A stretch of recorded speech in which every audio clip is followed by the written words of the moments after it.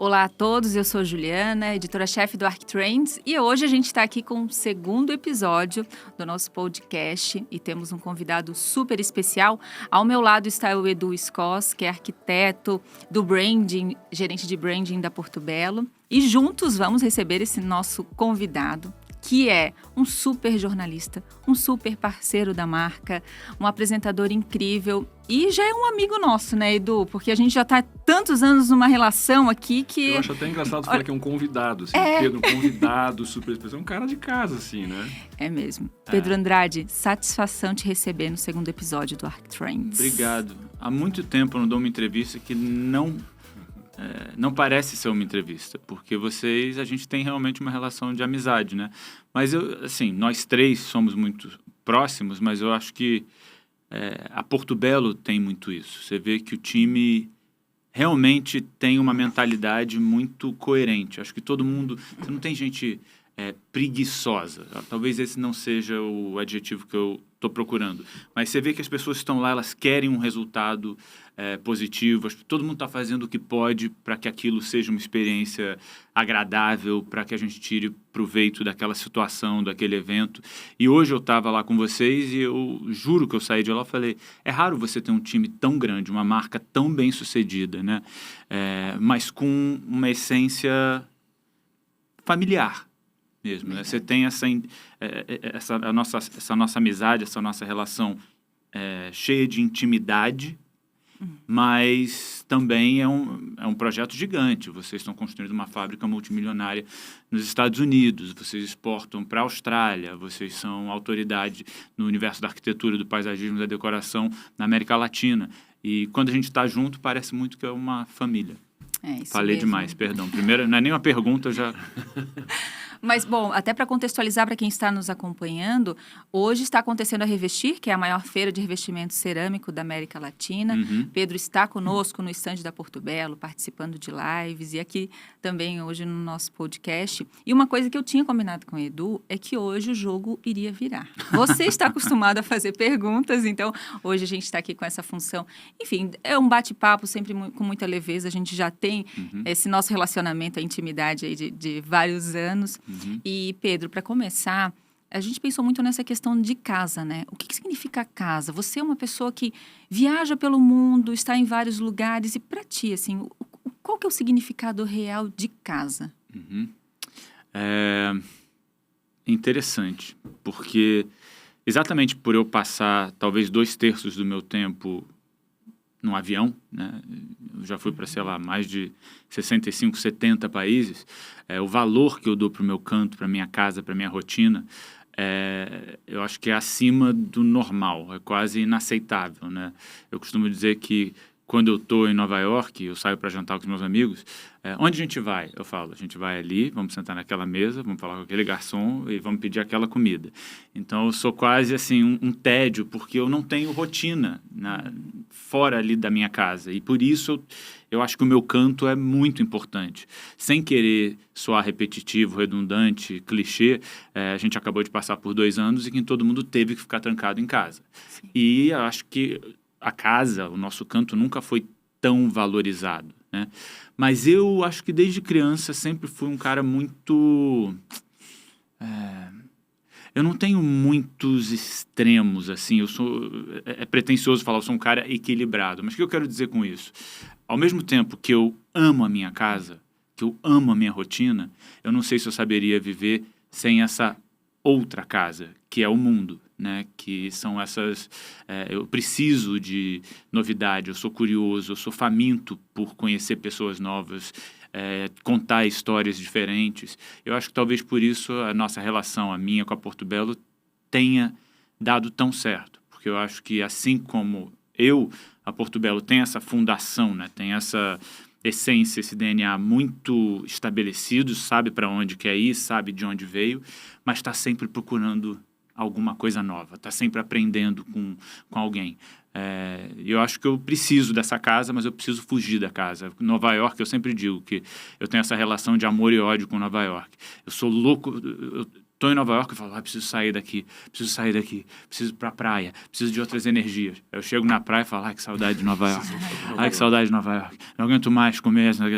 Então, para mim, casa é essa inconstância. Uma vez você falou para mim, assim, você sempre usa o exemplo do Fasano, né? Você acha que é um dos hotéis mais bacanas que tem pelo mundo e tem uma energia muito boa, tem um astral bom que te faz sentir em casa. Você sempre fala isso para mim. Mas eu fico pensando, assim, fiquei depois refletindo sobre isso que você fala. O Fasano está sempre também numa cidade incrível, né? Você não vai ter Fasano numa cidade pequena, não por demérito ou qualquer coisa do tipo, mas realmente eles, uma questão de negócios e tudo mais, estão sempre numa capital, num lugar muito grande. Tem um pouco de Nova York nisso, assim, né? É uma cidade cosmopolita, urbana, e isso também tem onde o Fasano está, onde um hotel que te agrada vai estar. Então também tem um pouco do que está em volta, né? Não é só a casa, o núcleo, mas o restaurante que é bacana, a experiência que é interessante, o teatro que vai acontecer, o show, tudo meio que gira em torno dessa energia de casa, né? Sem dúvida. Já que você citou o exemplo do Fasano, e isso aqui não é jabá para o Fasano, é uma minha opinião genuína, honesta, eu acho que parte da magia dessa marca é exatamente eles não intimidarem a pessoa que está lá dentro, mas magicamente todos os seus problemas desaparecem. Tudo funciona, a cama é uma maravilha. Eu acho que às vezes, eu sempre digo que as pequenas coisas na vida não são pequenas. Então a gente não dá o valor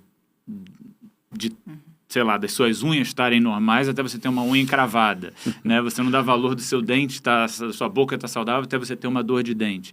E eu acho que a hospitalidade que o Fasano busca é essa, que você não precisa impressionar, você não precisa ostentar, você não precisa estar num ambiente super extravagante. Você tem que estar confortável, mas você tem que esquecer dos outros problemas. E essa curadoria dessas cidades, eu acho que tem a ver com isso, né? Você sempre tem um lugar para ir, uma comida gostosa aqui do lado. É claro que isso tudo tem um custo, não é acessível para todo mundo. Eu não estou aqui para dizer, até porque eu acho que o que é caro e o que é barato é muito subjetivo, mas eu acho que essa meta de trazer perfeição em vez de priorizar criatividade, eu acho que deu muito certo para a marca, né? Você não vai chegar lá e, não que haja nada de errado com espumas de alcaparras e, sei lá, um manjericão defumado, esse tipo de gastronomia muito criativa. Existe um espaço para essa gastronomia, mas quando você vai num restaurante como o Gero ou Fasano, você não vai achar isso, mas você vai achar a melhor vitela milanesa, você vai achar a melhor massa. Eu gosto desse conceito de tem que ser bom, sabe? Eu lembro de um sketch da Regina Casé e do Luiz Fernando Veríssimo, que eles estavam ali Luiz Fernando Guimarães. Luiz Fernando Veríssimo, isso. Não sabe a história que eu vou contar, ué? Eu te conheço tanto, você vem com fubá, eu já voltei com bolo. Luiz Fernando Guimarães, engraçadíssimo isso.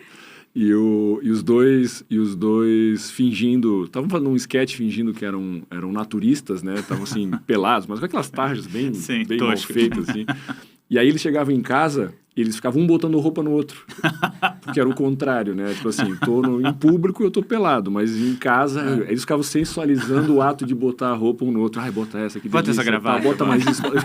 Terminava os dois cheios de roupa. Era engraçadíssimo. Mas tô falando isso porque é o contrário. Acho que a gente sempre tentou buscar o contrário da nossa rotina em alguns momentos da vida. Nas férias, por exemplo. Eu, por exemplo, antes da pandemia, agora acho que ninguém mais tem rotina, né? Mas eu viajava muito, assim, viagens curtas a trabalho pela Porto Belo. A gente ficou o tempo todo São Paulo, Rio, Minas, Nordeste, onde a gente tem loja. E a gente faz alguns tiros para fora do Brasil também, mas a rotina na Porto Belo antes era essa. E então, quando eu chegava nas minhas férias, eu queria me enfiar em casa. Era o meu sofá, a minha cama, minha Netflix e não queria mais nada. Mas eu queria saber, a tua rotina é essa? A gente sabe que você fica mais tempo dentro do elevador, do avião, do que fazendo qualquer outra coisa. A gente causa muito isso pra gente também. Com certeza. Mas como nas tuas férias, você pensa assim, eu quero ficar em casa, eu não quero fazer mais nada, eu quero Deus que me livre. Ou você consegue ainda ter prazer planejando uma viagem de férias? Eu tô melhorando, eu tô tentando melhorar. de todas as formas, de todos os jeitos. Quero ser um homem melhor, porque eu sou muito viciado no meu trabalho. Muito, muito. Eu sempre digo que viajar é uma delícia, mas voltar para casa ainda é melhor. Mas eu sou um pouco compulsivo. E eu acho que isso tem a ver com a minha paixão pelo que eu faço. Eu não sei se dá para ver, se transparece, mas eu não... Muita gente acha que por eu trabalhar em programas que demandam viagens, eu vivo de férias. Mas, na verdade, é uma relação, assim, casca grossa. Tipo, não vou nem falar dos 4 meses na Amazônia, que foram maravilhosos, mas foram muito difíceis também.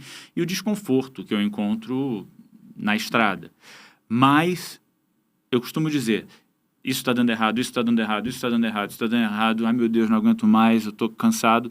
Eu sento para conversar com um entrevistado. Parece que baixa uma pombagira em mim. Eu esqueço o cansaço, eu esqueço o obstáculo, eu esqueço qualquer empecilho, qualquer desafio. Eu amo, eu sou completo, eu sou pleno fazendo o que eu escolhi fazer na minha vida. E isso, por um lado, é uma bênção, né? Eu gosto de dar palestra, eu gosto de entrevistar, eu gosto de fazer cobertura, contar história, dar um megafone para comunidades que às vezes não têm voz, né? E uma das minhas grandes paixões, eu acho que muita gente entra no jornalismo querendo entrevistar os poderosos, os influenciadores. E eu acho que eu, de uma maneira muito minha, consegui provar ou conseguir cavar um espaço na televisão americana e brasileira, mostrando que eu estou mais interessado em entrevistar e falar com os influenciados. Eu acho que a gente se identifica mais, eles são mais acessíveis para a gente. Eu acho que eles acabam tendo uma honestidade mais à flor da pele, né? Eles não têm uma agenda, eles não querem parecer nada. Mas, voltando, respondendo a sua pergunta, eu tenho tanto tesão em fazer o que eu faço que para mim é muito difícil estar de férias. Eu chego nas férias e eu falo assim, não vou trabalhar. Aí eu adoro o hotel, falei, esse hotel, eu ia gostar de cobrir esse hotel. Aí vem uma garçonete eloquente, inteligente, querida. Falo, nossa, essa seria uma ótima entrevistada. Senta aqui comigo, conversa comigo. Não, daqui a pouco ela tá chorando, me falando da história que a mãe veio de Botsuana quando ela era criança. Mas eu não descanso. E eu venho tentando, eu acho que eu estou melhorando, deixar o telefone no airplane mode, né? Desligar o telefone, deixar no quarto e poder literalmente ficar que nem uma iguana na praia. Desligar, aproveitar o presente, não ficar pensando o que eu deixei de fazer, o que eu tenho que fazer, como é que eu vou chegar ali. Mas é um exercício para mim. Pedro, é muito perceptível, né? Enfim, toda a sua atuação nos programas, o quanto você se doa e quanto você está 100% ali para o entrevistado, né? Independente de quem é esse entrevistado. E, assim, ou para o entrevistador. Sim. Desculpa te interromper, mas e assim, eu tenho muito isso mesmo. Quando eu vou jantar com você, eu vou jantar com você. Eu tô ali com você, eu tô te ouvindo, sabe? E eu respeito, eu não sou aquela pessoa, tira o telefone, presta atenção em mim, eu não espero mesmo de volta. Mas eu não consigo não estar presente ali, com as pessoas com quem eu converso. Desculpa, continua. Não, imagina, acho que é super importante, assim, é isso que eu percebo em você e também percebo muito a sua dedicação. Você falou em workaholic. Sim. E em tudo que você faz, né, a dedicação. A gente tem aí os exemplos dos textos do ArcTrains, que logo mais a gente vai falar um pouco, mas o quanto você se dedica, o quanto você vai a fundo em tudo que você se propõe a fazer. O que enfim, pela sua fala até anterior, de falar de descanso, né, e zona de conforto, eu acho que você não se contenta na zona de conforto. A gente tem aí um produto que foi lançado em parceria com a Porto Belo, novos programas, a situação mesmo de, enfim, e fazer um programa lá na Amazônia. Então, como que é esse Pedro inquieto, né? Que existe em ti e que quer desbravar novas coisas e que está pronto para novos desafios sempre, assim. A Ju é incrível e é cansativo. Assim, eu costumo dizer que eu não sei delegar, sabe? Eu não consigo imaginar, assim, contratar um ghostwriter para escrever um artigo meu. Eu já tentei, não soa, não tem... Um dos grandes elogios que eu recebo as pessoas falam, seu texto, eu ouço você falar comigo, Exato. né? Exato. E isso você não delega, né? É a mesma coisa com as minhas entrevistas, as minhas pesquisas. Se eu não sentar no Entre Mundos com a CNN e falar, eu quero esse entrevistado, a gente tem que, o ângulo dessa, a gente vai contar essa história por aqui, né? Às vezes existe um pontapé inicial, que é meio óbvio. Vamos falar sobre terceira idade. Mas é tão fácil você falar sobre terceira idade e trazer um material raso, né? Ficar na superfície. E eu não estou problematizando nada, mas eu quero ir mais a fundo, eu quero fazer bem feito. Eu canso de dizer, vocês estão cansados de ouvir eu falar que eu sou um arquiteto frustrado, o que é verdade. A arquitetura sempre teve dentro de mim, assim como a fotografia sempre teve dentro de mim, e eu não exercitava, não tinha domínio desses músculos dentro de mim. Mas eu sou o que eles chamam de Renaissance Man. Eu tento as coisas, né? Eu sou péssimo cozinheiro, né? Eu sou uma negação com qualquer coisa tecnológica. Eu não sei pendurar um quadro. Eu sou muito ruim em muita coisa. Mas o que eu quero fazer, eu vou lá e eu aprendo. E eu não sei fazer pela metade. E eu, assim, não é nenhuma coisa assim de estratégia, tenho que ser criterioso, porque meu nome, minha carreira, não, é uma coisa que não passa pela minha profissão. Eu quero, porque ser bom em alguma coisa, ser talentoso, também é subjetivo. As pessoas têm direito de achar que eu sou um zero à esquerda, odiar minhas entrevistas, detestar. Meu revestimento não podem detestar. Mas assim, eu não consigo ir para a cama sem ter orgulho daquilo que eu fiz. Às vezes dá errado, às vezes você não tem controle da situação, mas eu tenho que saber que eu fiz o meu melhor. E eu não acho que isso seja um exemplo para o mundo. Eu acho que, às vezes, eu peco pelo excesso, né? Os meus artigos da ArcTrends, eu tenho um puta tesão em fazer eles, mas eu não consigo virar e fazer, vou fazer uma coluninha. Para mim, eu tenho que me aprofundar, eu tenho que pesquisar. Às vezes eu vou e volto e viajo e estou na Etiópia fazendo um programa, mas eu não acabei ainda aquele artigo. Vou voltar. Eu podia finalizar e mandar, mas eu gosto de fazer as coisas, na medida do possível, bem. E realmente cansa, às vezes. Cansa. Às vezes eu fico me perguntando, será que eu vou me aposentar antes? Porque eu já fiz tanta coisa, já trabalhei tanto que eu vou bater pino. Mas acho que não. Acho que a aposentadoria, para mim, me dá medo também. Pedro, até, desculpa, Edu, mas falando em aposentadoria, que eu espero que esteja muito longe, né, mas você atuou muito tempo como modelo. Uhum. Né? Como é que foi essa transição, até de modelo para, enfim, abraçar a profissão de jornalista e, não, vou seguir por esse caminho agora? Assim. Eu tenho o maior orgulho do trabalho que eu fiz na moda. A moda me ensinou muita coisa, mas uma lição que foi, assim, fundamental na minha carreira, para o meu crescimento, lidar com rejeição. Nada na minha vida caiu do céu, nada foi fácil. Eu sei que eu tenho 1000 privilégios. Você olha para mim, eu já chego na frente em uma série de aspectos, em termos de oportunidades. Eu tenho ciência disso. Mas eu nunca cheguei sabendo nada, mas eu sempre tive humildade para chegar, pedir, aprender, né, e crescer. Então, assim, respondendo sua pergunta, eu nunca fui um modelo bom. Eu nunca me vi como modelo. Nunca, nunca, nunca. Mas eu soube tirar tudo que eu pude daquela oportunidade. Eu sempre quis viajar, né? Minha vida inteira. Desde moleque, as pessoas perguntavam, o que você quer fazer quando crescer? Quero viajar. Isso não é uma profissão. Eu falava, eu quero ser caminhoneiro, motorista de ônibus, comissário de bordo, qualquer coisa.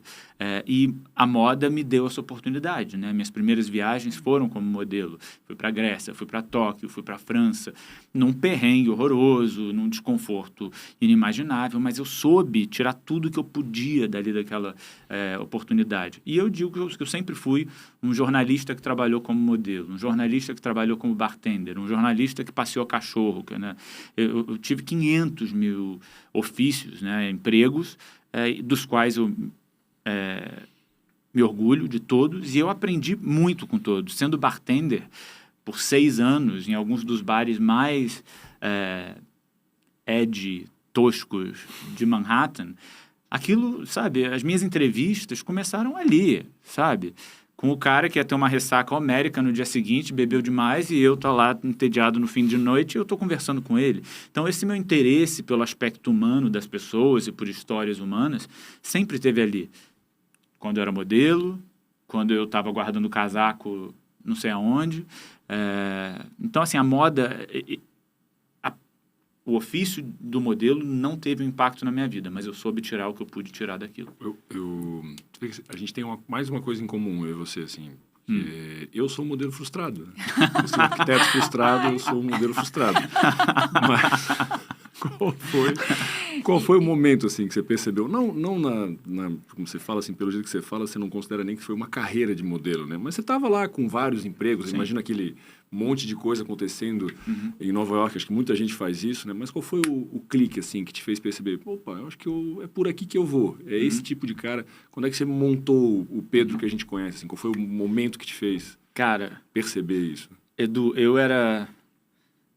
eu nunca tive medo de perrengue, né? De dormir no chão, de ir a pé em vez de... Na minha época não tinha Uber, né?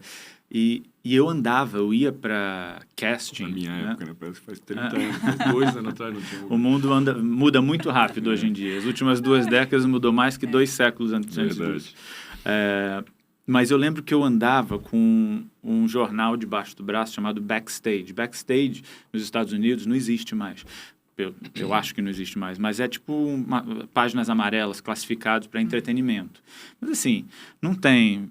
Quem quiser trabalhar com a Kate Winslet em Hollywood, não, é assim, se você quiser trocar lâmpada, ser assistente de áudio, de não sei o quê.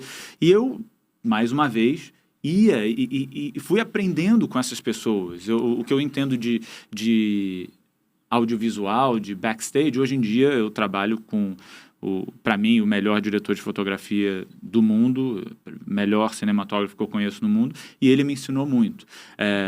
Mas antes disso, eu já tinha curiosidade pelo showbiz. E o que é interessante é que eu nunca fui deslumbrado pelo que eu acho que muita gente é deslumbrado. Nunca foi assim, eu quero ser famoso, eu quero ser conhecido, eu quero ser rico, eu quero...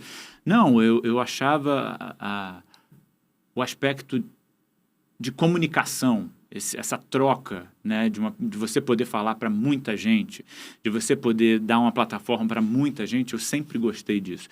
Eu sabia que eu não podia chegar fazendo exigências, eu quero ter um programa de viagens, eu quero fazer... Então, eu fui fazendo um monte de programeco que eu comecei... por exemplo, eu não sou um baladeiro, nunca fui na minha vida. Primeira vez que eu me vi na frente de uma câmera num programa de televisão foi como correspondente da Noite de Nova York, sabe? Meio Amaury Júnior. Qualquer um pode fazer, porque tá um barulho, ninguém escuta nada que você fala. Pois é, e eu tinha um baita sotaque também, não que tenha nada de errado com ter sotaque, mas essa inclusão que a gente vê hoje em dia, essa aceitação... Não era bem assim. Não era, né? Então, muita gente me dizia... Imagina, você brasileiro, não tem nenhum apresentador brasileiro na TV americana. Imagina, você com esse sotaque, de jeito nenhum. Você sem experiência, de jeito nenhum. E eu acho que muita gente não acreditava em mim. Mas eu acreditava em mim, sabe? Eu sempre acreditei em mim. Eu sempre apostei em mim.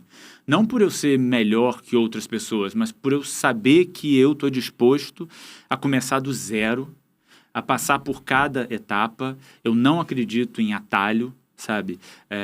E acho que vocês viram um pouco disso no meu approach com relação à nossa parceria, o nosso revestimento, né? É uma coisa, eu acreditava na ideia, eu acreditava no talento, eu acreditava no conceito, mas em momento algum eu cheguei falando, estão preparados? Seu dia de sorte. Não, eu queria aprender e eu fui... foi um processo, Foi um processo, assim, mas voltando, vou e volto. Não teve um momento, assim. Houve um momento em que eu me dei conta de que eu tinha uma habilidade natural que podia ser muito útil na minha carreira. Eu sabia que de alguma forma eu conscientemente sabia fazer com que as pessoas confiassem em mim. E isso era no bar, isso era com o porteiro da casa da minha mãe, e isso é até hoje com os meus entrevistados. Eu quero que as pessoas se sintam à vontade comigo. Eu não sou aquele tipo de repórter que vai te botar num canto emocional e te espremer até sair o que é interessante para um clique viralizar, para um tweet viralizar. Eu quero que você confie que eu estou ali estou com você ali. E aí, um momento, no início da minha carreira, eu fiz uma entrevista e é quase que você sai do seu corpo, assim, não é como um ator que você vira outra pessoa, porque eu sou sempre eu. Mas quando a mágica acontece, você se sente ali, né? Aquela troca, aquela conexão, você fala, agora vamos, sabe? E é muito gostoso. Assim. Legal. Pedro, é uma coisa interessante, enfim, recapitulando tantas oportunidades, enfim, tanta experiência que você teve atuando em várias bartender, como jornalista, como modelo. Teve alguma coisa, assim, ao longo da tua trajetória, um aprendizado que você diria, olha, para o Pedro de hoje em dia, né, o Pedro de hoje diria para o Pedro lá atrás, sim, olha, tem que ir por esse caminho, ou enfim, não faria dessa forma. Nossa, tanta coisa, mas eu acho que aquela ansiedade, né, natural no jovem, ambicioso, de que, sabe, se você correr atrás da maneira certa, com os valores certos, com ética, as coisas elas vão acontecendo. Talvez não como você esperasse, mas elas vão acontecendo, né? É você aceitar é você se perguntar, e se aquilo que está acontecendo com você, na verdade, esteja acontecendo para você? Né? Então, eu tive grandes oportunidades que eu achei que eu já levei muita porta na cara, sabe? Eu já tive muita rejeição, já tive muita decepção. Uma coisa assim que eu acho que nunca nem falei em nenhuma entrevista isso foi antes da Jana, minha empresária e amiga, que eu amo tanto. Aquele período mais fácil da tua vida, né? Aquela época fácil. Maravilhosa. Saudade não, mas eu não vou mencionar nomes. Um programa gigantesco, né, na TV Globo, me ofereceram o papel de apresentador, seria um divisor de águas na minha vida. Né? Era uma coisa que, para mim, eu não acreditava anos atrás que aquilo pudesse estar acontecendo comigo. E eu acabei vindo, antes de eu fazer o primeiro teste, eu li no jornal que outra pessoa tinha fechado com outra pessoa. E eu fiquei desesperado, ligando assim, para os produtores que tinham me chamado. Falei, o que aconteceu? Ninguém atendeu minhas ligações. Eu não tenho não tenho o menor ressentimento, menor rancor, zero. Na época, eu fiquei arrasado. Sabe, quando você fala, tô grande demais para chorar, por que eu tô me sentindo assim, não sei o quê, mas eu me senti, sabe, jogado no lixo. Foi a melhor coisa que aconteceu na minha vida. Se aquilo não tivesse acontecido daquele jeito, provavelmente eu teria uma vida ótima, mas uma vida muito diferente da vida que eu tenho hoje. E eu sou um cara muito realizado e muito feliz. Então, eu diria isso para o Pedro de antigamente, né? Quando alguma coisa sair de uma maneira que você acha que não é a maneira ideal, não estou nem falando de espiritualidade, kumbaya, confia, mas saiba que você, seguindo os seus passos do jeito certo, você vai chegar num lugar que é um lugar confortável, né? Que é um lugar bacana. Legal. Bom, sobre a rejeição, eu agradeço a dica, porque eu não tive ainda na vida, mas fico esperando aí, que bom que já deu mais uma ideia que você me deu, A gente né? se conhece tanto, eu e Edu, a gente se conhece tanto, que eu sei que ele vai contar uma piada antes dele respirar para abrir a boca. E a Ju, você viu que a Ju tá tentando tirar uma lágrima de você, né? Eu não entro nessa, nós vamos continuar nesse papinho nosso, não adianta. O Edu é piadista também, além de um modelo frustrado e tudo mais, ele é piadista. Um palhaço humorista. frustrado. Vou chorar de rir. Mas tem uma coisa que é da tua personalidade e da relação que a gente tem. Acho que todo mundo da Porto Belo já percebeu isso. Assim, quando você viaja, você manda cartões postais, né? Sim. Uma coisa assim... Tá cada vez mais difícil, porque não acha selo, não acha cartão. Né? É uma coisa, enfim, típica de uma pessoa da sua idade, né? Eu nunca fiz isso, mas eu acho super legal, lógico, tô brincando. É super legal, assim, tem uma coisa sua naquilo, né? É uma coisa que você escreveu de punho, lembrou que seja, pensei em vocês, Sim. não sei aonde e tal... E a gente já recebeu alguns de você, até pessoais, assim. A gente recebe, isso é super legal. Imagino que você mande isso para mais gente. Não. E não, tenho certeza que não. E deixe seu like aí, depois conte a sua história de cartão postal do Pedro aí nos comentários. Mandem suas histórias. Mande suas histórias. Mas eu queria entender, assim, como é que nasceu isso, assim? Era uma coisa de família, uma coisa mais antiga, alguma coisa para mandar, assim? Ou como você viaja muito, você queria evitar gastar no free shop para mandar para a pessoa, dizer que pensou na pessoa? Tava muito caro. Não leva sua encomenda, mas te manda um cartão postal. Pelo menos se livra, né? Mas não, dá um trabalho. Cara, eu tenho muita sorte, porque eu tenho um pai que me ensinou coisas incríveis, minha mãe é um exemplo em tantas outras coisas, e minha avó foi uma das maiores influências na minha vida, com certeza. Eu acho que essa paixão por viajar vem dela, né? Eu lembro eu pequenininho, ela me botando no ônibus da Soleture, indo para o Nordeste, e me botou num cruzeiro. Mas e ela ia junto com você? Claro, empacotava. Não, ia comigo. E ela tinha essa mania, ou esse hábito de mandar cartão postal. Eu tenho até hoje o cartão postal que ela me mandou de Nova York, o primeiro. E eu lembro que ela falou, Pedrinho, querido, Nova York nos acolheu com dias de sol e não sei o quê, falou de vinho e tarará, e aí por aquele momento, eu, moleque, eu vivi um pouquinho daquele momento, né? E quem sabe, eu não sei, talvez seja uma das sementes, assim, pela minha paixão por Nova York, né? Que virou uma obsessão. Depois eu assistia Fedelho, documentário de Woody Allen, eu ouvia New York State of Mind, era uma criança meio estranha, assim, de muitas formas, mas essa obsessão por Nova York sempre esteve ali e eu acho que tem a ver com essas histórias que minha avó contava. O lance do cartão postal, eu até hoje, como eu falei, eu sou péssimo com tecnologia. Eu estudo olhando para o computador, mas eu escrevo. Eu preparo as minhas matérias, eu preciso redigir.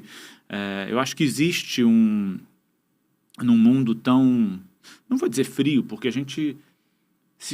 acho que a pandemia foi um exemplo disso, né? A gente estava fisicamente distante, mas emocionalmente perto. A gente é adaptável, a gente sabe evoluir. Mas há coisas, há hábitos que eu acho que ainda fazem muita diferença. E você escrever um cartão, né? Você, sei lá, mandar um cartão postal, eu acho que a coisa mais valiosa no mundo é tempo. Né? Muito mais que um relógio, um carro, uma viagem. Eu acho que quando você escreve um cartão postal para uma pessoa, aquilo você está dando o presente do seu tempo. Você pensou na pessoa, comprou o cartão postal, escreveu, foi no correio, botou o selo e a pessoa recebeu. Nem todo mundo enxerga dessa forma. Eu mando um monte de cartão postal e a pessoa nem responde. Mas isso não me incomoda, eu não espero a resposta, porque é um presente para a pessoa, mas eu acho que é um presente mais para mim. Eu curto aquele momento de comprar 10 cartões postais e pensar, para quem que eu vou mandar? O que eu vou dizer? Então, parece que é só um altruísmo, né? Que é só uma generosidade ímpar, mas eu acho que é bom para a pessoa e é gostoso para mim também. É muito legal, assim, tem uma coisa Tem isso, né, que você fala do tempo, né, que dedicar o tempo mais do que dar um like, né, que custa 0,3 segundos, sei lá o quê. Mas tem isso de você dedicar um tempo que é subjetivo e é muito longo para fazer um cartão postal chegar hoje em dia, né? Nossa. Mas tem um lance, eu fico pensando, eu fico interpretando isso também, que tem uma conexão também, né? É um jeito de você mandar um pedacinho daquilo. Tem um pouco da história que você escreve, mas tem talvez até o cheiro, talvez até o que estava na sua mão tá ali, a sujeira do cachorro quente, sei lá, o cartão postal tem isso, né? Tem essas mais coisas um aspecto que eu acho muito bacana no cartão postal. Mandar presente no aniversário é fácil, né? fazer uma ligação no Natal... é 6 de janeiro, tá? Eu sei. Capricorniano. Mandar flores no Dia dos Namorados é fácil. Mas a surpresa de um gesto, né, quando você não está esperando, você chega em casa, um dia longo de trabalho, e está ali aquele cartão postal, para mim aquele gesto ele tem um valor, assim... eu concordo. Né, ímpar. Eu quando falo, mando flores para Fran ou qualquer... Sempre mando, né, Fran? Né, amor? Mas eu tenho uma... Eu acho que o tamanho do cartão é mais importante que o tamanho do buquê. Eu concordo, eu acho que isso tem uma coisa gestual. Eu tenho um amigo meu que ele aplicou para o escritório que eu trabalhava com ele, com uma carta à mão. Ótimo. Eu achei isso, assim, sensacional. Por isso que esse gesto de você fazer um cartão postal, de dedicar um tempo e, de certa forma, se conectar com a pessoa e fazer a pessoa se conectar com o local que você está, eu acho isso, assim, mágico, assim. E analógico, né? Porque Total. A gente é muito digital hoje em dia. Mas, enfim. Tinha uma instalação falando sobre conexão, fazendo um parênteses, mais um. Mas tinha uma instalação de uma artista plástica um tempo atrás, bastante tempo, que ela tirou um barco do mar e levou para dentro de uma galeria e fez um mecanismo que fazia o barco subir e descer.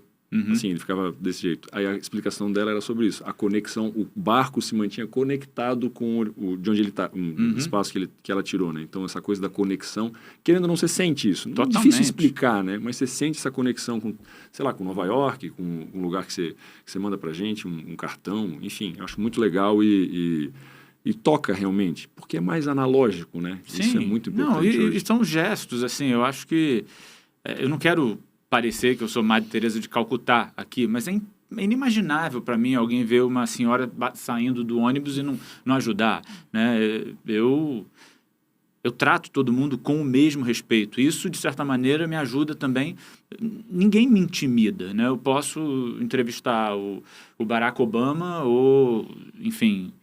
Qualquer líder político, pessoa poderosa, o Mark Zuckerberg, eu vou entrevistar com o mesmo respeito, e isso não é frase feita, com o qual eu entrevisto o porteiro John, que eu adoro, né, do meu prédio em Nova York, que eu vou entrevistar um refugiado, sabe? Eu nivelo todo mundo muito da mesma maneira, né? E esses gestos de você trazer um café para uma pessoa que não te pediu um café, né? Ou você ajudar uma pessoa que não te pediu aquele favor e você não precisar do crédito, né? Eu acho que essas coisas, elas fazem bem para a gente. Fazem bem para o mundo? Fazem. É bom para todo mundo? É ótimo. O porteiro precisava de cafeína? Precisava. Mas, assim, para mim... eu gosto, eu tenho prazer em fazer essas coisas. Isso é muito Pedro, né? É muito Pedro. Quando você falou assim, eu trato todo mundo com o mesmo respeito. Eu posso falar a mesma coisa, mas eu simplesmente não falo com a pessoa, não falo com ninguém. Entendeu? Então é tratar com o mesmo respeito igual. Mas o teu jeito de falar é que você realmente... Aí você vai falar... A gente tem uma série de docs, né? Que são super legais e estão todos à disposição aí no YouTube, no endereço da blá blá, né? Depois vocês colocam aqui embaixo. Isso que vocês estão vendo aqui embaixo, só para fazer a turma trabalhar lá embaixo. Mas... ele aí vai entrevistar o Jader Almeida, vai entrevistar o Guilherme Vente, o Oscar Metzavá, vai entrevistar o César, que é o presidente da Porto Belo, vai entrevistar... Ele faz uma entrevista antes com a gente para saber quem é a pessoa, ele vai estudar e não sei o quê. Isso é muito... É Caxias, né? É profissional da tua parte, mas é seu isso. E com outras pessoas também. A gente vê que você está ali falando com a pessoa, você conheceu a pessoa, se importou com a pessoa. A pessoa gosta disso, né? Saber que você se importou. Uma vez, a gente nessas correrias de feira, você estava com a gente, eu não lembro mais em qual feira, e você pediu, onde é que eu posso pegar uma água? Fala, eu já, né, saindo assim, cara, fala com ela ali. A Jana não estava, né? Nunca está na hora que precisa, impressionante.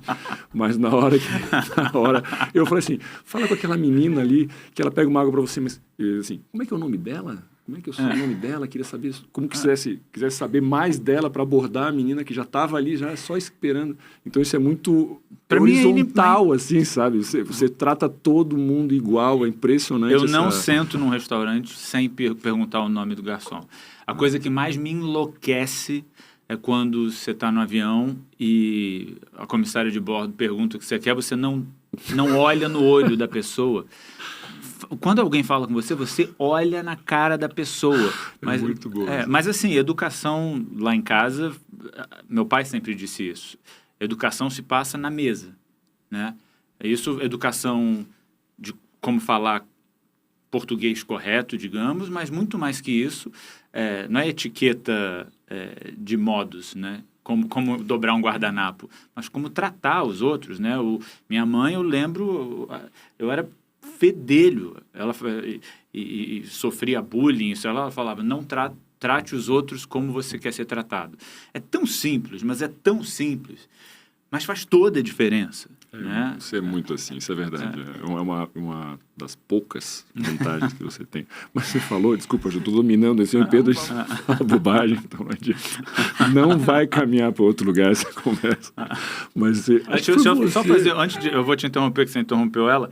Olha, vocês estão de parabéns, assim, porque é sério, assim, há muito tempo eu não tenho uma conversa, uma entrevista como essa. Juro por Deus. E para mim, um dos sinais, assim, do talento nato, consciente ou inconsciente que vocês têm, vocês não perguntam nada para qual você já tem a resposta. Né? Vocês não fizeram nenhuma pergunta até agora que vocês já soubessem. Não tem pergunta óbvia. Tem uma, acho que foi você mesmo, que eu interrompo a pessoa. Eu sou tão ruim entrevistador que eu interrompo a pessoa quando ela está elogiando a gente, entendeu? Você vê. Nessa hora não pode. Mas você acha que foi você que compartilhou do New Yorker uma charge sobre avião? Deve ter sido você, porque né, você sempre faz.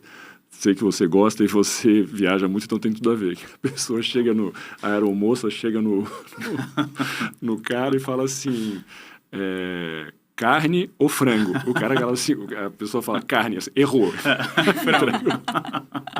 Não tá nem aí pra pessoa, né? Não tá nem aí. Exatamente. Desculpa Café ou chá? Café ou chá? Café. Não, chá. Eu achei aquilo sensacional. E, enfim, mas você tem esse dom, né? Você é assim, um cara que é prazeroso papear com você. A gente acha que desde o começo a gente teve uma relação. Eu e a Ju, a gente tem muito isso contigo, assim, a gente tem muito essa troca assim, diária, sei lá. E é fácil, né? É fácil. E vocês têm muita... A Portobello, o time da Portobello tem uma coisa que eu acho fundamental. E quando eu escolho as marcas, ou as marcas me escolhem, eu acredito muito em leveza, em energia. Coisa vai dar errado, o microfone vai quebrar, você vai ir para o hospital, como vocês vão ver na segunda temporada do Entre Mundos, quando uma coisa dá errado. Mas, cara, o mundo tá polarizado, tá pesado, tem que achar leveza. Não é assim ignorar tudo que está acontecendo, mas existe uma maneira de coabitar, de existir de um jeito, sabe, mais leve. E a nossa relação, né, de anos agora, tem essa leveza, né? Tem essa leveza.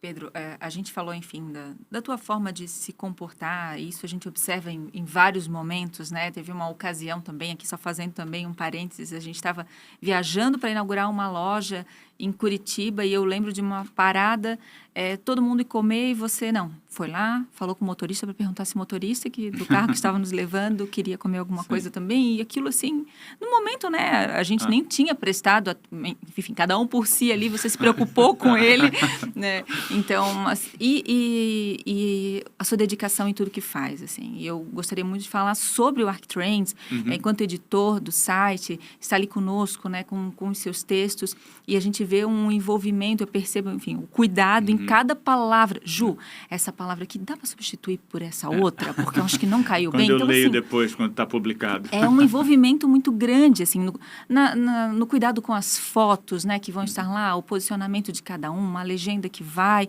Então, assim, é tudo preparado com muito carinho, muita dedicação, né? Mais uma vez, voltamos àquilo que você é 100% em tudo que você se propõe a fazer. Eu tento. Né? Então, assim, né, o que a gente acompanha é muito legal essa dedicação e ver como você faz, quanto você faz por amor, né?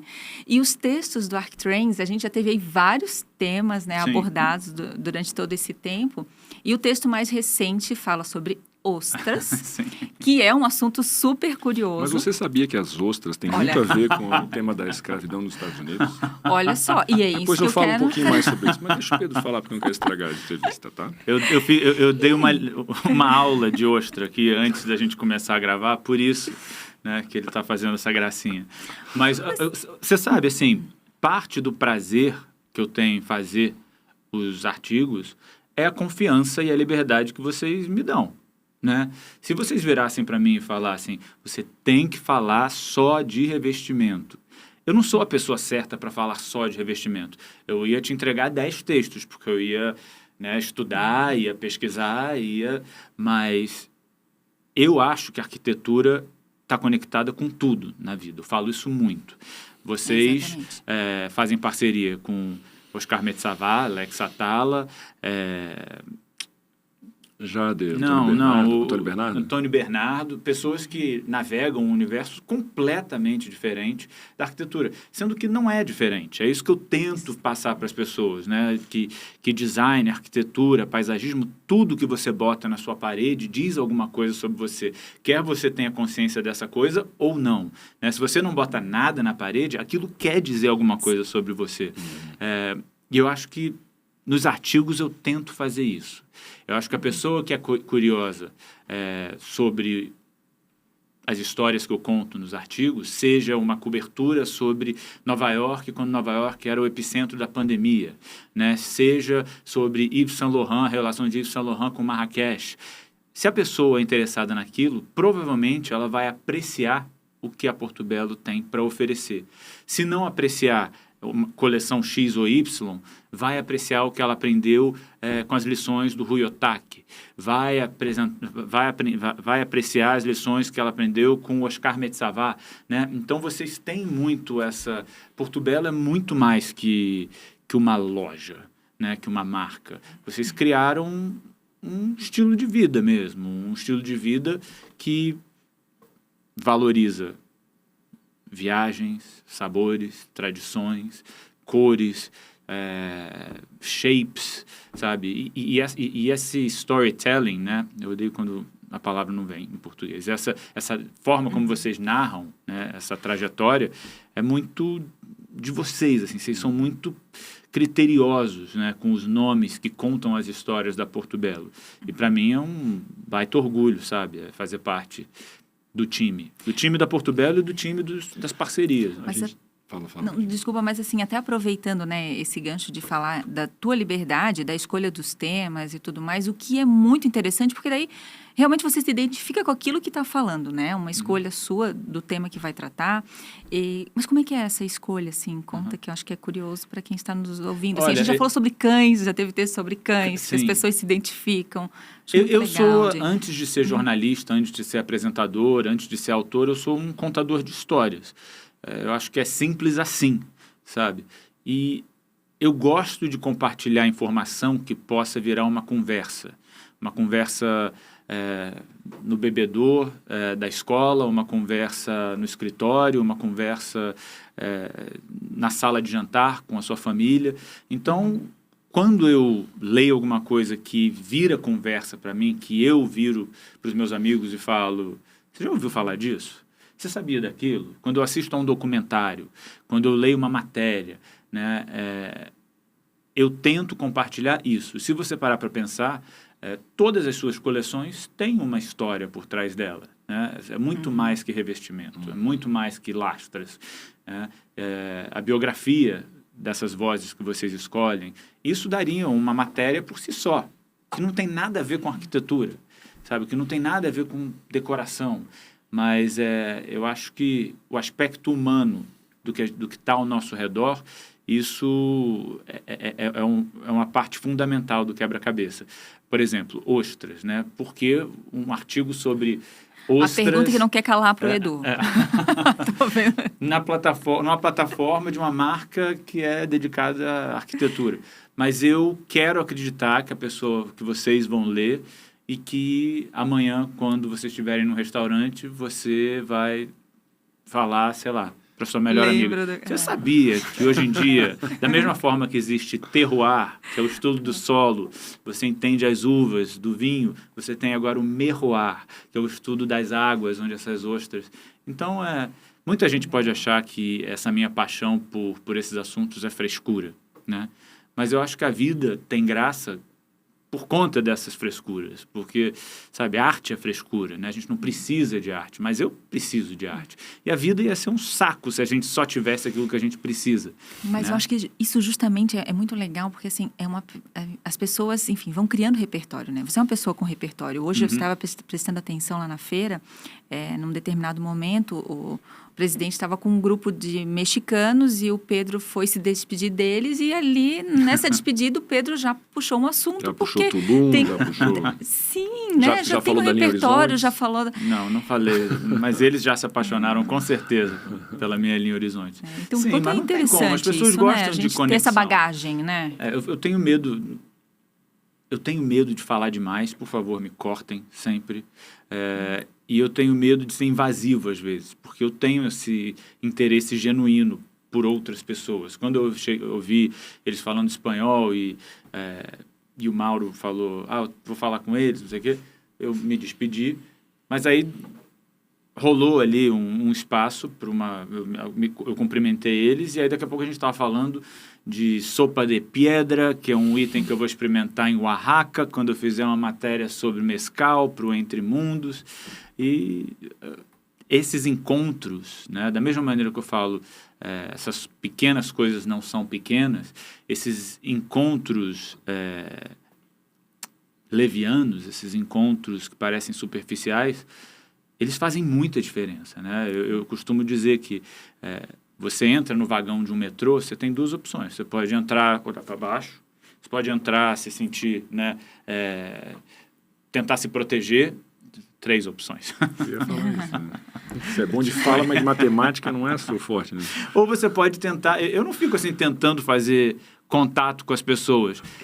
Mas, cara, faz muita diferença se a sua energia, quando você entra num espaço, quando você entra num ambiente, você ter um sorriso, você ter um olhar mais generoso. Você, né, agora em Nova York, a gente vê muito o problema dos sem-teto em Nova York. Tira aqueles mendigos do metrô. É claro que é um problema, né? Mas tiram a humanidade daquela pessoa. Quem escolhe ser mendigo? Quem escolhe ter um problema sério com drogas? Quem escolhe estar naquelas situações? Quem escolhe estar preso? Então, essa desumanização egoísta que a gente vê hoje em dia, acho que é ruim tanto para a pessoa, tanto para a comunidade marginalizada, para a vítima, quanto para quem também não se abre para essas pessoas, né? Eu acho que eu sento... eu quero... Sabe, caiu alguma coisa, eu quero pegar e ajudar, eu quero olhar para a pessoa. Essa troca, nunca mais eu vou ver aquela pessoa. Aquela pessoa nunca vai me agradecer por aquele gesto. Mas aquele gesto, isso vai soar muito cafona, mas iluminou, embelezou o meu dia. Acrescentou, né? Eu acho. Não sei nem por que eu estou falando isso. Mas... Eu claramente sou tipo 1 de pessoa que entra no metrô e abaixa a cabeça. Mas eu tenho mas a Porto Belo me permite uma coisa que é assim espetacular, que eu acho que eu já me dei conta há bastante tempo, óbvio, que é entrar em contato com esses universos que me atraem. Eu tenho uma dificuldade assim enorme de fazer um quebra-gelo, começar uma conversa com quem eu não conheço. Não e acredito. que em teoria, mas é verdade, que em teoria eu não consigo ter uma linha de raciocínio. E você tem uma cultura assim muito mais diversificada pela tua experiência, por viver numa cidade cosmopolita há mais de 20 anos, ter que trabalhar com, sei lá, pessoas do mundo inteiro. Enfim, você tem realmente uma cultura invejável, assim, que você navega sobre vários assuntos muito bem, com muita facilidade. Eu tenho o universo do design, da arquitetura e da arte que eu me interesso e gosto de trocar com esse tipo de pessoas, gosto de aprender, mas para mim é uma dificuldade entrar em outros universos, falar de medicina, falar de política, falar de qualquer coisa que não está no meu território. Eu tenho uma dificuldade muito grande. Daí eu puxo para algum outro lado que eu vou caminhar. Que é a sua zona de conforto. Só um parênteses, Edu. Um dos meus primeiros trabalhos para a ABC americana, muita gente não sabe, eu comecei minha carreira na TV americana e depois que eu vim para a TV brasileira. E agora eu trabalho nas duas.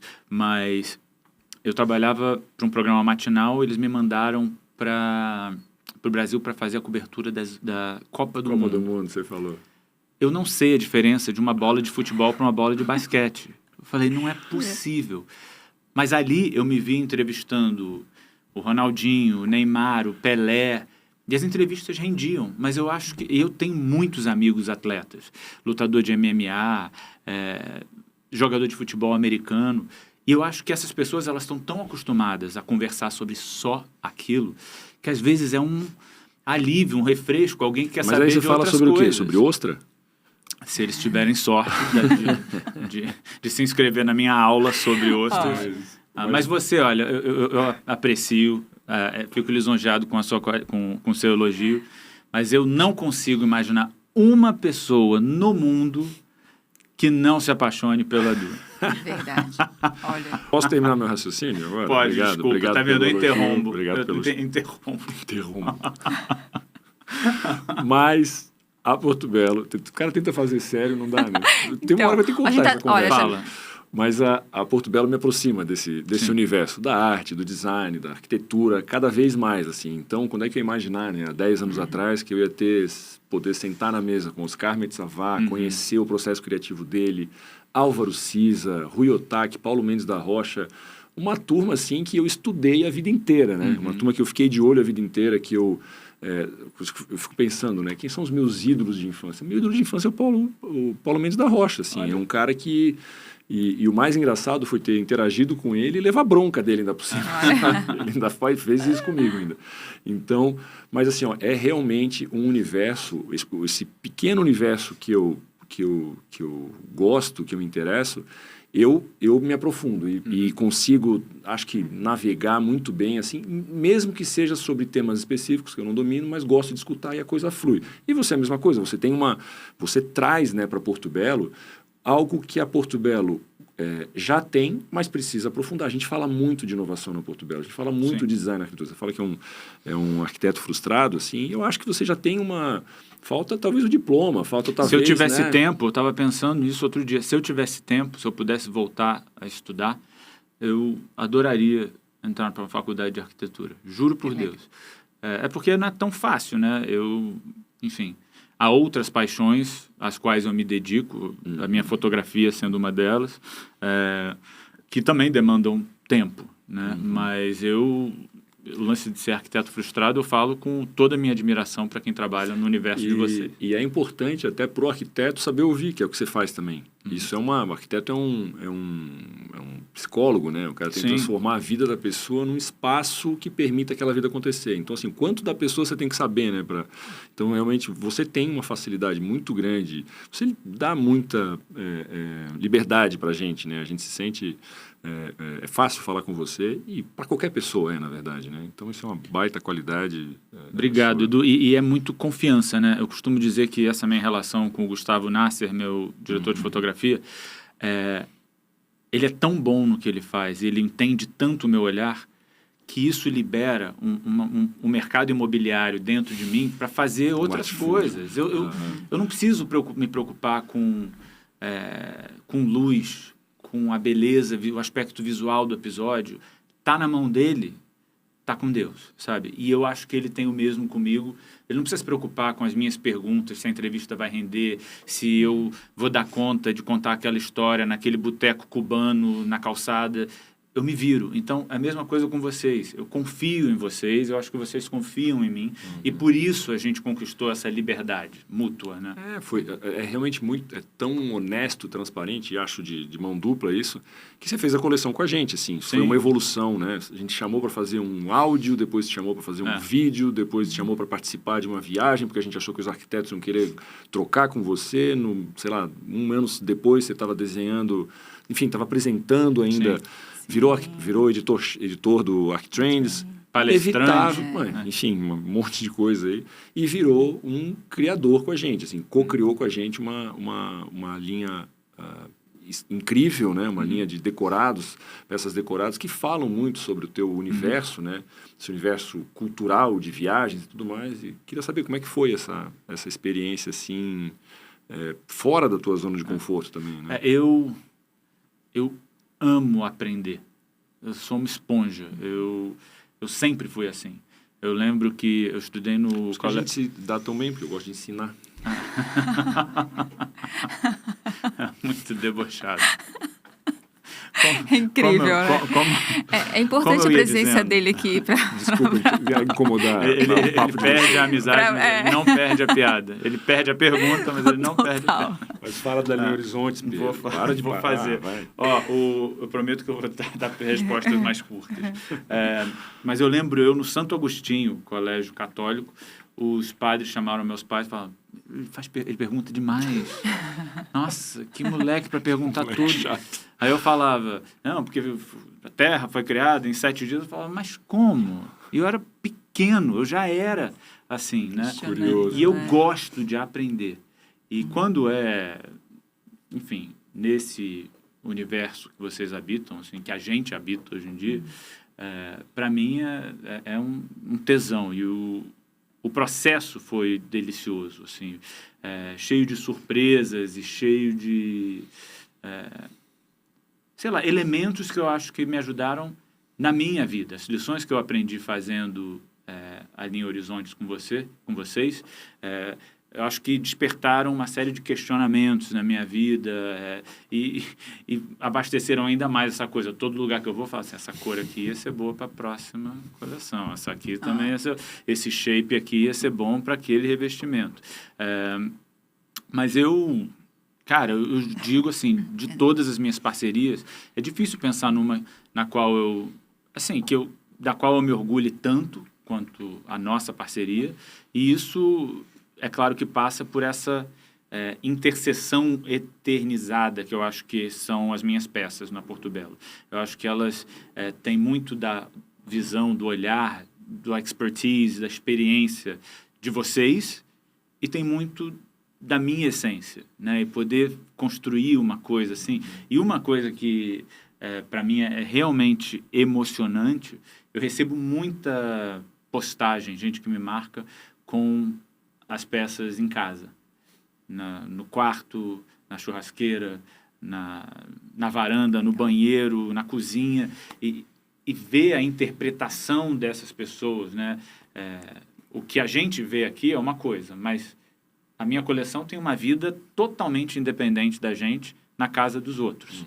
E para mim, eu sei que muita gente não tem a menor ideia que foi criada por mim, quais foram as inspirações por trás da peça, mas para mim eu sinto um acolhimento gratificante, saber que eu, de algum jeito, sou parte daquele dia a dia, daquela rotina, daquela criança voltando da escola, né, daquele primeiro beijo, daquele omelete diário. Mas eu filosofo mesmo, eu viajo nessas coisas. E, para mim, me deu mais vontade de virar um empreendedor, de investir em coisas que vão habitar esses universos que não são conectados ao meu dia a dia, né? Pedro, o Edu tem um papel aqui no nosso bate-papo que é com um viés que traz aí o humor, né? E eu, ao contrário do que ele disse que eu quero fazer chorar, não é essa a intenção. Também, né? Também, claro. Beleza, né? também. Ai, não beleza, vamos esquecer da beleza. Mais, tudo de bom.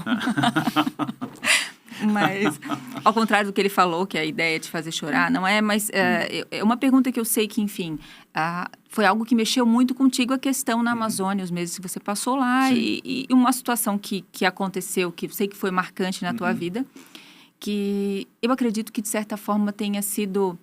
Hoje existe um Pedro que o antes e o depois do Sem que dúvida. Aconteceu lá, assim. Queria que tu falasse um pouco dessa experiência, onde você, enfim, se viu numa situação de, enfim, poder até perder a vida, né?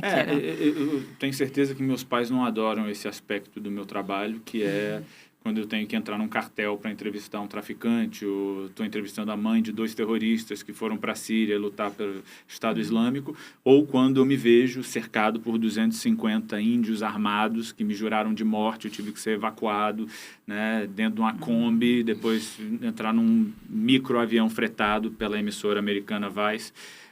Mas isso faz parte do meu trabalho.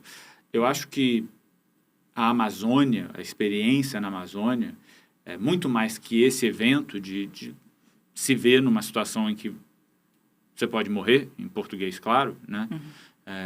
Quando um índio, e eu sei que historicamente falando, as comunidades indígenas foram injustiçadas, passaram por genocídios, ainda são desrespeitadas, então eu entendo a revolta de muitas dessas comunidades. Eu não estava lá para criticar nem nada, mas esqueci do que... Perdi minha linha de pensamento. Não, estava falando do evento. Lembrei. Mas quando o índio ele tem uma coisa muito intensa, quase... Eu tomo cuidado com essa expressão, animalística. Assim, quando você tem um índio com arco e flecha na tua cara, a relação do índio, generalizando, com a morte, a autodefesa dele vale para o crocodilo, vale para o macaco e vale para uma pessoa. Instinto, né? Para um garimpeiro, por exemplo. E nessa série, são 8 episódios sobre o aspecto humano da Amazônia. É um sucesso, uma série super premiada nos Estados Unidos, também é um sucesso na Austrália, na França. Eu tive a oportunidade, o privilégio de entrar em comunidades assim inacessíveis para mim. Índios isolados, que não usam roupa, que não falam a minha língua, comunidades ribeirinhas, comunidades quilombolas, que são absolutamente fascinantes. Eu nunca imaginei que você pudesse ter uma fatia do Senegal no meio da Amazônia, e a grandiosidade da Amazônia, né? Se a Amazônia fosse um país, seria o 6º maior país do mundo. 1/3 das árvores no mundo estão na Amazônia, 20% da água, fresh flowing water, não potável, corrente, água doce no mundo está na Amazônia. 180 idiomas, etnias, 350 etnias. Então, a gente fala, a gente toma propriedade, a gente conhece a Amazônia, mas a gente não conhece a Amazônia. A Amazônia, quando você chega na Amazônia, ela te engole, né? E essa ideia de que a Amazônia é um problema do Brasil, a Amazônia é do Brasil. Isso não é um depoimento político meu, mas não é do Brasil, porque o que acontecer com a Amazônia vai impactar o mundo inteiro. E o Oscar Metzavá, que é uma autoridade em sustentabilidade, vai falar disso com mais propriedade que eu, talvez, o Alex Atala também. Mas, para mim, foi um contato muito intenso. E da mesma maneira que quando eu fui a Botsuana, que dizem que é o berço da humanidade, tem uma energia ali, tem uma coisa ali naquela terra que você não consegue explicar muito, que você parece que tá meio doido, assim, sabe? Meio... tem um raio. É difícil de verbalizar mesmo o que você sente. A Amazônia tem isso, sabe? Você está sendo devorado por mosquitos, você está correndo das piranhas, do candiru, da raia venenosa, do jaguar, um desconforto horroroso. Eu que tenho problema de coluna, dormindo naquelas redes, eu queria a morte de manhã, comendo o que tem, mas você é abastecido de outras maneiras difíceis de descrever. O Rosenbaum, outro colaborador, Marcelo Rosenbaum, também outra autoridade na Amazônia, e vocês, hoje em dia, tendo sustentabilidade como prioridade, né? Sempre. Então, para mim, eu acho que vocês entendem o impacto que a Amazônia teve na minha vida, porque eu acho que vocês respeitam o valor, né, a importância da Amazônia. Mas você tem toda a razão. É Pedro antes e Pedro depois. Totalmente. E aquela coisa de... Desculpa, não paro de falar. É ótimo te ouvir. Aquela coisa da conexão que transcende o aspecto verbal. Eu já fui a Mianmar, já fui ao Irã, já fui à Rússia, já fui à China, não sei o alfabeto da Geórgia, de Malta, mas com os índios isolados, né, eu me via rindo das piadas delas sem entender qual era a piada. Elas choravam comigo, entendendo a emoção que eu estava sentindo, ouvindo aqueles sons, sentindo aqueles cheiros. E essa conexão não linguística é muito especial. E em poucos lugares assim eu senti tanto, sabe? Isso. É foda. Pode falar. É fogo. É fogo, porque não importa qual seja o assunto, né? Esporte, religião, arquitetura, viagem, eu sempre acho o aspecto humano. Eu falo, tem jornalista que gosta de esporte, tem jornalista que gosta de carro, tem jornalista que gosta de entretenimento. Eu gosto de gente. E para mim é muito rico isso, porque eu posso navegar qualquer universo, porque de algum jeito eu vou achar gente, né? Eu vou para uns lugares lindos e a minha fotografia é muito focada em pessoas, ela é muito coerente com o meu olhar para o mundo.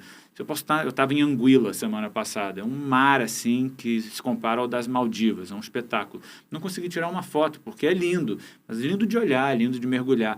Eu estou interessado no pescador que nasceu ali, que ainda está ali, porque quer estar ali, né? E eu acho que na Porto Belo a gente tem muito disso, assim, é claro que as obras do Rui Otaki são impressionantes, mas para mim mais interessante é me perguntar o que inspirou ele, por que ele decidiu fazer aquilo, o que deu errado. A arquitetura, ela tem uma arquitetura muito perto disso que você está falando. A arquitetura também é uma linguagem não verbal, né? Totalmente. É uma linguagem que ela entra em você por todos os, assim, pelo teu nariz, pelos teus olhos, pelo que você está escutando. Então ela é sincrônica, né? Você entra nesse espaço, você domina o espaço com o seu repertório, sei lá, enfim. Mas ela é uma comunicação não verbal. Ela tem essa capacidade, mas ela pode te deixar feliz, ela pode te deixar triste. Quem já foi lá para Berlim, no Museu do Holocausto, se não me engano, você foi com a gente? Sim. Acho que a Ju estávamos nós três, né? Acho que ninguém saiu feliz de lá de dentro, né? E a gente não viu, eu particularmente, não fui nem na parte que descrevia os horrores. Mas a gente sai de lá, se não me engano, é do Chipperfield, né? Se não me engano. Isso, David. E você sai de lá assim... Daniel, Libeskind, perdão, né? Libeskind, se não me engano. Depois a gente corrige isso.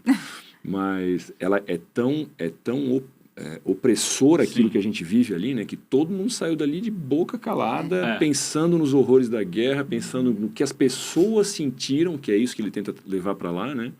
E realmente é comovente sem falar uma palavra.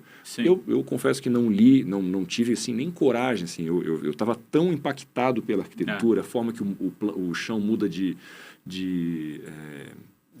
vai ondulando, depois ele abre e fecha, você pisa em algumas coisas instáveis. A claustrofobia, os sons, você pisar no metal que remete aos sons. Mas o coletivo criativo, essa iniciativa que vocês têm de levar arquitetos incríveis para lugares incríveis. Transforma esse momento ruim agora numa coisa boa, velho. Porque eu não, fui lá para baixo. Né, não, tem mas a vida é isso, né? Eu detesto essa superficialidade. Acho que a gente tem que sentir, né? Eu agora voltei de um lugar que é o maior condomínio para a terceira idade do mundo, 170 mil pessoas com mais de 60 anos. E eles vivem numa bolha, né? O rádio só pode falar sobre notícias boas, não tem um papel na rua, é super seguro, mas ao mesmo tempo a vida é muito... Parece que você está vivendo dentro do Epcot Center, sabe? E parte da graça da vida, né, é essa ansiedade, a gente só sabe o êxtase porque a gente passou pelo luto, né? Eu acho que tem muito disso. E voltando ao coletivo criativo, essa iniciativa que você leva as pessoas, os arquitetos, para lugares que vão inspirar uma coleção, né? É fenomenal por uma série de motivos, mas muito porque eu acho que educa o arquiteto e o nosso olhar a chegar num lugar e ler e interpretar o que aconteceu ali na mesquita de Marrocos. Eu já te falei bastante sobre Tbilisi, agora a gente está vendo o que está acontecendo com o leste europeu, mas Tbilisi, na Geórgia, é um país ao lado, que faz fronteira com a Rússia. Você chega na capital, você antes de aterrissar, você tem, de um lado, arquitetura super moderna, à la Frank Gehry, Zaha Hadid, Jean Nouvel, e do outro lado, tudo caindo aos pedaços, mas regiões arqueologicamente valiosas, medinas, mesquitas seculares. E ali você, sem ler nada, sem ouvir nada, sem saber nada sobre aquele lugar, você sabe que você está num lugar totalmente dividido, onde você tem paradoxos que transcendem a política, né? Ali você vê, né? E eu acho que a arquitetura tem isso. Basta a gente prestar atenção. Prestar atenção, eu costumo dizer que é um desperdício, acho que é um problema sério também. Eu sou carioca, com muito orgulho, e o centro do Rio de Janeiro, meu pai sempre trabalhou no centro do Rio, assim, a arquitetura de lá é um espetáculo. Você tem o Teatro Municipal, você tem cada construção mais linda que a outra, mas está abandonado completamente, né? Tá com problema seríssimo, eles não sabem o que fazer, virou um elefante branco no Rio de Janeiro. Ainda mais agora, nessa época de Zoom, que não tem mais escritório, ninguém não tem mais uso. Mas é fácil você virar e falar assim, arquitetura é bobagem, arte é bobagem, música é bobagem, moda é bobagem, gastronomia é bobagem. A vida, eu acho que vira uma bobagem sem essas bobagens, né? Não, mas eu acho que isso conecta um pouco de tudo que a gente faz, assim, né? Por que a gente investe tanto em design? Por que a gente investe tanto em capacitação da nossa equipe? Por que a gente vai atrás? Senão a gente vai atrás da funcionalidade, né? Assim, bota uma laje em cima da sua cabeça, isso é uma... Não sei nem se chamaria de uma arquitetura, mas já te protege da chuva, de animais e tudo mais. Então, você já tem lá uma proteção. Sim. Mas a arquitetura é mais do que isso, né? A arquitetura é a parede do lado, é o chão que você pisa, é onde você decide abrir a janela, e aí você vai causando sensações na pessoa. A mesma coisa na gastronomia. Quem já teve a oportunidade de ir num restaurante onde tem um chefe cozinhando, seja do calibre que for, eu acho que ele vai estar ali aprendendo alguma coisa. A gente vai aprender alguma coisa. A gente vai conversar com o Alex Atala num outro programa e a gente vai ter uma colaboração com ele. E é uma experiência, assim, Quer saber o que é experiência? Vai no restaurante do Alex Atala. Quer saber o que é experiência? Vai num museu do Libeskind. Quer saber o que é experiência? Visita o Unique do Rui. Então, assim, ela é uma experiência impositiva para ti, assim. Ele está contando uma história para você. Totalmente. Do primeiro prato ao último prato, da entrada até o quarto que você se hospeda. Então, tudo está o tempo todo mudando a tua forma de entender o que é comida, o que é hotel, o que é museu. Então, assim, é um aprendizado. Na sua coleção com a gente também teve isso, assim. As cores e as formas estavam nos levando para onde você foi e você falava assim, fica aqui o convite para vocês conhecerem um pouco mais, entenderem por que eu gostei tanto, porque você já foi para, 70 países, como você fala. Mas você escolheu 5 para fazer uma seleção do que era talvez não the best of, mas o que foi as suas melhores experiências, que ficaram marcados em você, assim. Eu costumo dizer que alguns dos lugares que mais me marcaram na vida, eu não tenho o menor interesse em voltar neles. Porque, é isso mesmo. Né? Porque não todos. Há cidades como Tóquio, Londres, Lisboa, São Paulo, que eu posso voltar e vou voltar 500 vezes. Mas lugares como, sei lá, Isfahan, no Irã, ou Bagan, em Myanmar, mudaram completamente a minha vida. Mas foi tão intenso que eu não quero correr o risco de diluir aquilo. Eu não quero voltar para Bagan e falar, esses templos são bonitos, mas não eram tão bonitos, né? Então, eu tenho tanto medo de deletar essa emoção que eu prefiro deixar quieto. Legal. A gente já está com certeza mais de 1 hora de papo, porque flui, poderia, eu acho que ficar muito tempo ainda. Eu volto. Vamos combinar um outro episódio. E tem tantas coisas que a gente gostaria de falar mais sobre o Entre Mundos, enfim. Tem na minha próxima coleção para Porto Belo. Isso mesmo, também. E tem uma coisa que a gente conversou no primeiro episódio, a gente recebeu a Patrícia Pomerantzeff, que você conhece, da Doma. Conheço, respeito, admiro. Sensacional, né? E nessa oportunidade, estava no Instagram aí enfim, estava viralizando as curiosidades. Cada um estava falando das suas curiosidades. E a Paty falou pra gente, uma das curiosidades dela é que ela faz parada de mão. Coisa que a gente nunca... Parada de mão, ela fica de... Plantar bananeira. Então, assim, né? Foi uma coisa que a gente ficou surpreso, não esperava que seria uma das curiosidades. Quando eu descobri que era plantar bananeira, daí eu fiquei curioso. E Pedro, curiosidade sobre o Pedro, assim, o que seria uma curiosidade para quem está nos acompanhando? Pode falar. Olha, mas cuidado que você está dando repertório para o Edu, né? Então... Vai me dar armadilha, mas não, eu tenho uma. Eu não sei se vocês lembram de um programa chamado As Super Gatas, dos anos 80. É um programa, é uma série americana de comédia que fala sobre 4 mulheres na terceira idade, solteiras, que moram juntas na Flórida, tá? Eu acho, assim, um programa genial, mas é uma coisa que parece que você está assistindo uma coisa muito velha, muito antiga. Toda noite eu tenho no meu telefone, eu assisto aquilo, é como se fosse um remédio para eu dormir. Eu, literalmente, no Unique, numa rede na Amazônia, no avião da American Airlines, eu ligo aquilo e eu durmo. é um sonífero para mim. Ninguém acredita. Você achou que plantar bananeira era esquisito? Essa pergunta vai ter que fazer para todo mundo, porque ela está revelando cada coisa.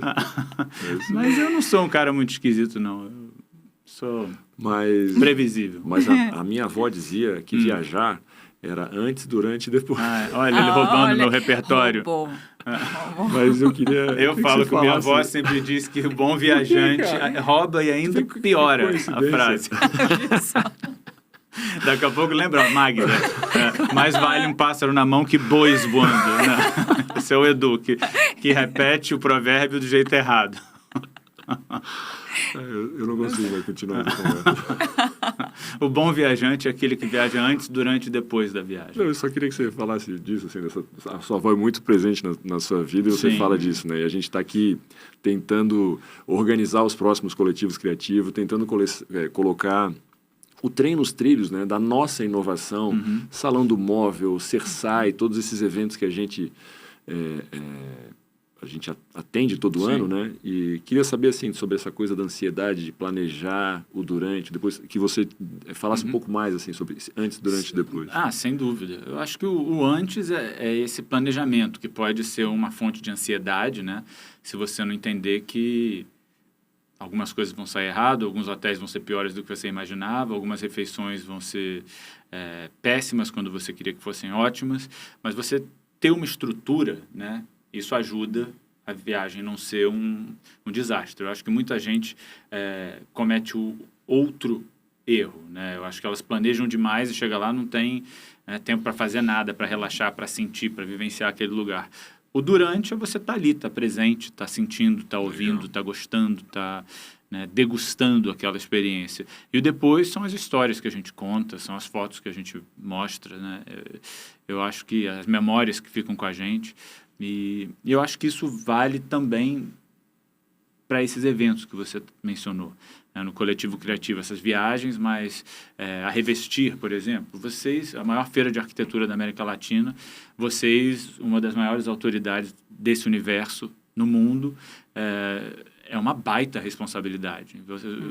Eu sei, quando eu paro de ouvir ter notícia da Porto Belo, eu sei que a Revestir está chegando, porque vocês estão assim mergulhados naquilo, não dormem, não comem, mas existe assim em momento algum, em nenhuma das muitas Revestis que eu tive o prazer de compartilhar com vocês, está todo mundo exausto, mas está todo mundo feliz, sabe? E eu acho que isso passa por esse conceito de é cansativo, a gente está aqui, vamos fazer bem, e depois o orgulho do produto final. E se o produto final tiver ficado um fiasco, o orgulho de ter tentado fazer alguma coisa boa, né? Acho que isso tudo é válido. Pedro, sem palavras para te agradecer. É incrível, enfim, sempre te ouvir e poder estar junto contigo. Eu acho que é um privilégio nosso, né, de conviver com o Pedro, ter essa proximidade. Aprender muito contigo, né? Vamos corrigir, né, Edu? Eu agradeço. Aprender e ensinar ao lado da Porto Belo é um dos grandes privilégios da minha vida, de verdade. E trouxe amigos queridos para mim. Eu acho que profissionalmente é gratificante, é um espetáculo para todo mundo, para todas as partes da equação, mas no âmbito humano, pessoal, né, eu acho que eu não preciso nem dizer isso, vocês sabem que a gente se adora. E eu posso voltar sempre. Se vocês quiserem um terceiro apresentador, é só falar com a Jana. Então, já tá. Vamos fazer um trio. Obrigado. Assim, eu peço desculpa para você, para gente que me convida para fazer isso. Não, só peço desculpa para os ouvintes.